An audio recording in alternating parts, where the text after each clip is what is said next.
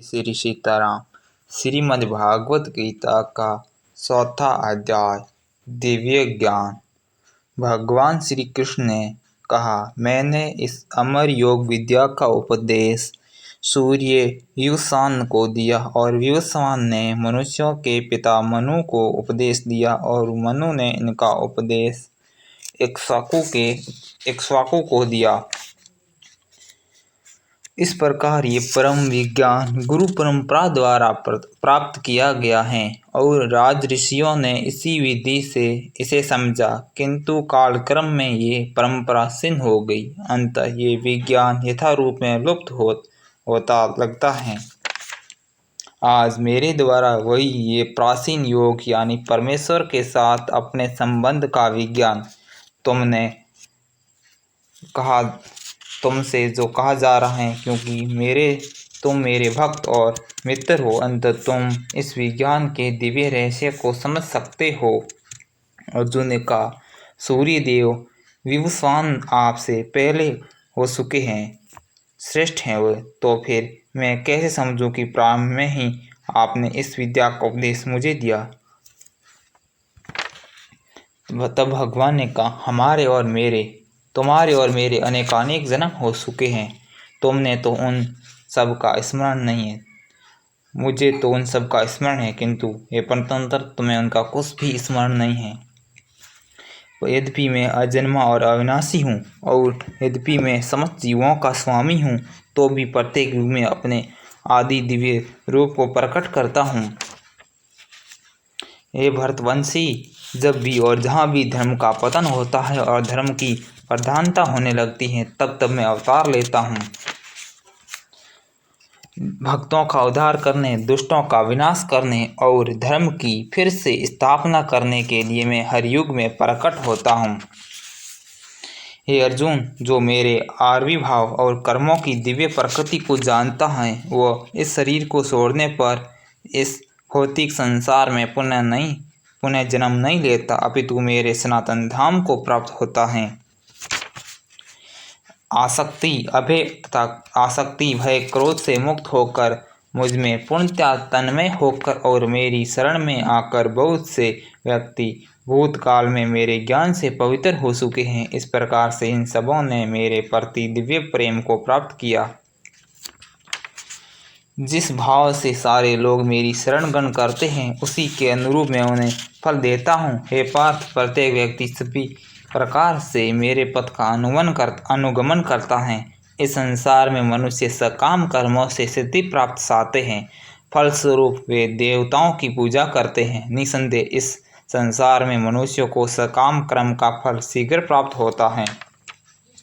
प्रकृति के तीनों गुणों और उनसे संबंध क्रम के अनुसार मेरे द्वारा मानव समाज के 4 विभाग रचे गए हैं। यद्यपि मैं इस व्यवस्था का सृष्टा हूँ, किंतु तुम ये जान लो कि मैं इतने पर भी अकर्ता हूँ। मुझ पर किसी कर्म का प्रभाव नहीं पड़ता, न ही मैं कर्मफल की कामना करता हूँ। जो मेरे समझ में इस सत्य को जानता है, वह भी कर्मों के फल के पास में नहीं बनता। प्राचीन काल में समस्त मुक्तात्माओं ने मेरी दिव्य प्रकृति को जान करके ही कर्म किया। अंततः मुझे चाहिए कि उनके पसीनों का अनुसरण करते हुए अपने कर्तव्य का पालन करो।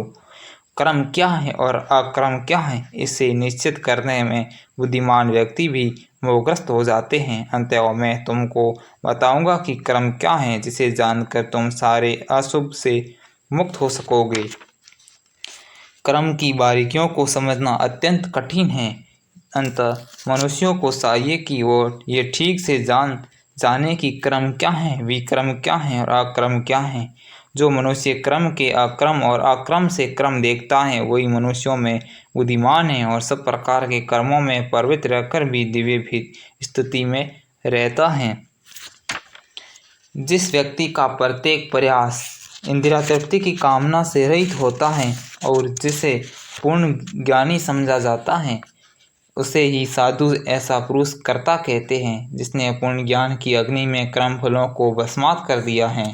अपने कर्मों की सारी आसक्ति को त्याग कर सदैव संतुष्ट और स्वतंत्र रहकर वह सभी प्रकार के कार्यों में व्यस्त रहकर भी कोई सकाम कर्म नहीं करता। ऐसा ज्ञानी पुरुष पूर्ण रूप से संयमित मन और बुद्धि से कार्य करता है और अपनी संपत्ति के सारे स्वामित्व को त्याग देता है और केवल शरीर निर्वाह के लिए कर्म करता है। इस तरह कार्य करता हुआ वह पाप रूपी फलों से प्रभावित नहीं होता। जो स्वतः होने वाले लाभों से संतुष्ट रहता है और जो द्वंद से मुक्त है और ईर्ष्या नहीं करता, जो सफलता और असफलता दोनों में स्थिर रहता है, वो कर्म करता हुआ भी कभी बंधता नहीं।